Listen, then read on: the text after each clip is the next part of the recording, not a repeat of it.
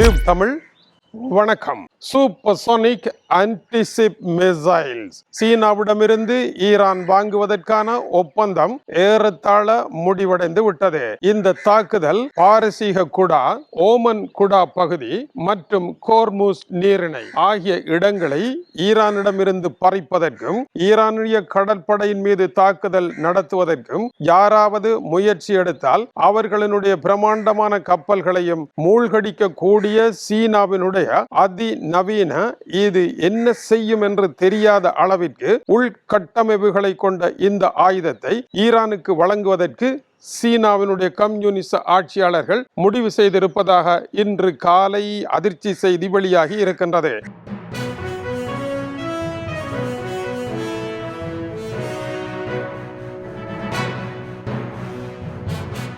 Iran அணுகுண்டை வைத்து போரை நடத்த முடியாது. ஏனென்றால் அணுகுண்டு என்பது அரசினுடைய ஒரு முடி போன்றது. அது அதிகாரத்தின் அடையாளமாக இருக்கும். அதை போருக்கு பயன்படுத்த முடியாது என்பது சர்வதேச சட்டமாகும். எனவே அதைவிட முக்கியமான ஆயுதங்களை வாங்கி அணுகுண்டு ஒன்றை உருவாக்குவது போன்ற தோற்றப்பாட்டை ஏற்படுத்தி போரொன்று வருமாக இருந்தால் அமெரிக்க கப்பல்களை மூழ்கடிப்பதற்கு ஈரான் தயாராகின்றது என்பது இந்த அதிர்ச்சி செய்தியாகும். இதை சீனாவினுடைய ஏவுகணை CM-302 என்கின்ற சிஸ்டம் என்று கூறுகின்றார்கள். இது பழைய தரம் குன்றிய சிஸ்டத்தில் இருந்து மாற்றீடு செய்யப்பட்டு இருக்கின்ற புதிய திட்டமாக இருக்கின்றது. இப்பொழுது ஜப்பானில் சீனாவினுடைய கடல் படைகளை மூழ்கடிப்பதற்கு ஏற்றவாறு மிக நீண்ட தூர கடல் மிசைல்களை உருவாக்குவதில் ஜப்பான் பெரும் பணத்தை முதலீடு செய்து பணிகள் உச்சகட்டத்தில் இருந்து ஏறத்தாழ முடிவடைந்தும் இருக்கின்றன. அதுபோல கடலில் இருந்து தாக்குதல் நடத்தி எதிரிகளினுடைய கப்பல்களை போர் புரிய விடாமல் மூழ்கடிப்பதற்காக சீனா உருவாக்கிய இந்த கப்பல் பசிபிக் பிராந்தியத்தில் நடைபெற போகின்ற பெரும் போருக்கு ஆதாரமாக உருவாக்கப்பட்டது. பாகிஸ்தானினுடைய கடல் படையில் இப்பொழுது இணைக்கப்பட்டு இருக்கின்றது. இதை தொடர்ந்து இப்பொழுது ஈரானுக்கு செல்ல போகின்றது.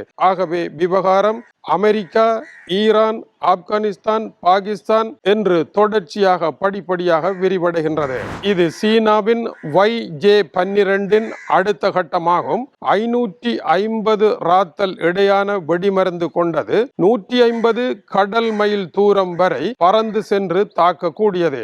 இதை கப்பலில் எடுத்து செல்வோமாக இருந்தால் மிக நீண்ட தூரத்திற்கு தாக்க முடியும். இப்படியான ஆபத்து வரலாம் என்பதனால் தான் அமெரிக்காவினுடைய பிரபலமான போர்க்கப்பலாகிய USS ஏப்ரஹாம் லிங்கன் இஸ்ரேலுக்கு அருகில் இப்பொழுது நிற்கின்றது. இது ஏறத்தாழ 700 கிலோமீட்டர்கள் தொலைவில் நிற்பதாக தெரிவிக்கப்படுகின்றது. இது போன்ற தாக்குதல்களை சந்திப்பதற்காக அது தூரமாக நிற்கின்றது. ஆனால் அதில் இப்பொழுது மிக தொழில்நுட்பம் நிறைந்த விமானங்கள் நிறுத்தப்பட்டு இருக்கின்றன. இத்தகைய தாக்குதல்களை எல்லாம் எதிர்கொள்வதற்கு அமெரிக்க கடற்படையும் தயாராகி கொண்டிருக்கின்ற நிலையில் இந்த செய்தியும் வெளியாகி இருக்கின்றது. இது மாத்திரம் அல்லாமல் ஈரானுக்கு மேலும் ஏவுகணைகளை வழங்குவதற்கு சீனா முன்வந்திருப்பதாகவும் அது இறுதி கட்டத்தை அடைந்து விட்டதாகவும் கூறப்படுகின்றது. இதில் முதலாவது சேட்டலைட் போர். சேட்டலைட்டில் இருந்துதான் விமானங்கள் நெறிப்படுத்தப்படுகின்றன. எனவே அந்த விமானங்களை நெறிப்படுத்துகின்ற குண்டுவீச்சு விமானங்கள் வர முடியாதவாறு சேட்டலைட்டுகளை ஆகாயத்திலேயே சுட்டு வீழ்த்துவதற்குரிய கருவிகளை ஈரானுக்கு வழங்கலாமா? சீனா அருகில் வந்திருக்கின்றது. இதுபோல இந்த கருவியை பாவிப்பது சாதாரணமான விடயம் அல்ல. மிகப்பெரிய கல்வி வேண்டும். உதாரணமாக F-16 போர் விமானத்தை உக்ரைனிய படைகள் பாவிப்பதாக இருந்தால் கடுமையான பயிற்சி வேண்டும் என்று அவர்களுக்கு பயிற்சி வழங்கி F-16 போர் விமானங்களை ரஷ்யா சுட்டு வீழ்த்தக்கூடிய அளவிற்கு தவறான முறையில் அவர்கள் பாவித்த சம்பவங்களும் அதனால் ஏற்பட்ட கசப்பான அனுபவங்களும் வரலாறாக இருக்கின்றன. இந்த நிலையில் சீனாவினுடைய இந்த நவீன ஆயுதங்கள் மிக மிக ஆழமான கல்வி அறிவுடன் தொடர்புடையவை. அவற்றை பாவிப்பதாக இருந்தால் கடுமையான பயிற்சிகளை மேற்கொள்ள வேண்டும். அதை சீனா பயிற்சியாக வழங்கி அதன் பின்னர் தான் பாவிக்க முடியும் என்பதனால் காலம் எடுக்கும் என்று கூறப்படுகின்றது. காலம் எடுத்தாலும் ஈரான் இவற்றை வாங்குவதற்கான முயற்சியில் ஈடுபட்டு இருக்கின்றது. அதேவேளை ரஷ்யாவினுடைய வேர்பா மேன்பெட்ஸ் என்கின்ற ஏவுகணைகள் ஈரானை வந்தடைந்து விட்டன. இவைகள் மிகவும் ஆற்றல் உள்ளவை. இவற்றை வாங்குவதற்கு $500 மில்லியன் ஒதுக்க வேண்டி இருந்தது. இது உக்ரைனிய போர்க்களத்தில் ஈரான் மிக நீண்ட தூர ஆளில்லா விமானங்களை வழங்கிய காரணத்தினால் இப்பொழுது அவற்றிற்கு பதிலாக வழங்கப்படுகின்றது. இப்படி ஆளில்லா விமானங்களை உருவாக்குவதில் செய்வதில் ஈரான் மிகச்சிறந்த நிலையில் இருப்பதனால் ஈரானினுடைய ஆளில்லா விமானங்களும் ரஷ்யாவினுடைய ஏவுகணைகளும் இப்பொழுது பணம் இல்லாத பண்டமாற்றாக பரிமாறப்பட்டுக் கொண்டு இருக்கின்றன.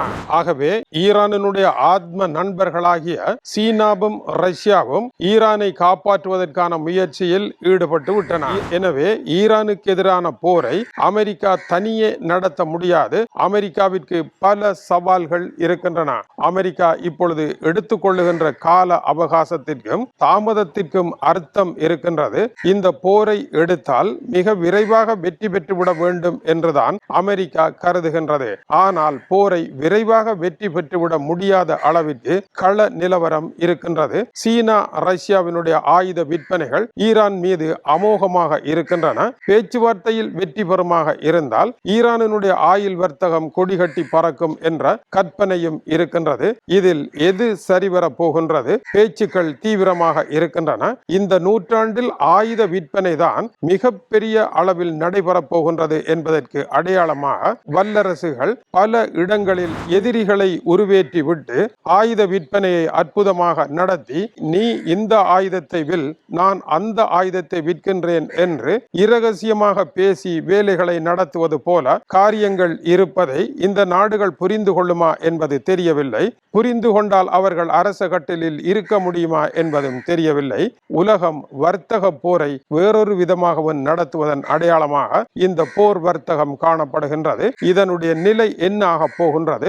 மேலும் மோசமான ஒரு கட்டத்தை நோக்கித்தான் திரும்புகின்றார்களே அல்லாமல் பேச்சுக்களினால் ஒரு தீர்வை காண்பதை விட போரினால் தீர்வை காண்பதை நோக்கியே அனைவரும் சென்று கொண்டிருக்கின்றார்கள். நான் அடித்தால் தாங்க மாட்டாய், 4 மாதம் தூங்க மாட்டாய் என்ற நிலையை எதிரிக்கு ஏற்படுத்த வேண்டும் என்பதற்காக மிக மோசமாக தயாராகி கொண்டிருக்கின்றார்கள். இவர்கள் அனைவரும் தயாராக இவர்கள் எதிர்பாராத இடத்தில் இந்த போர் சக்கரம் சுழன்று செல்லுமா தெரியவில்லை.